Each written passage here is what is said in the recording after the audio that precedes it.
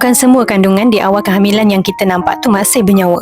Macam mana nak tahu Dalam early pregnancy scan, selain melihat lokasi kandungan, bilangan kantong atau bilangan baby dan menentukan umur sebenar kandungan, kita juga melihat degupan jantung baby yang selalunya boleh dilihat seawal usia 6 minggu. Kalau degupan jantung bayi tidak jelas dengan mata kasar, keadaan ni selalunya boleh berlaku jika degupan jantung bayi terlalu perlahan. Selalunya kita boleh pastikan dengan beberapa cara seperti menggunakan color Doppler ataupun pulse Doppler. Kalau baby tu bernyawa, kita akan nampak pergerakan warna di bahagian jantung dalam color Doppler. Dan kalau dalam pulse Doppler pula, kita boleh lihat ada gelombang bunyi jantung. Kalau baby tu sudah tidak bernyawa, kita tidak akan nampak pergerakan jantung atau tidak akan nampak pergerakan warna dalam color Doppler. Dalam pulse Doppler juga senyap je, tak ada tanda-tanda gelombang bunyi yang ditunjukkan. Selalunya jika baby sudah tidak bernyawa, bentuk kantong pun dah tak regular lagi dah, dan selalunya ada darah beku di sekeliling kantong yang kita panggil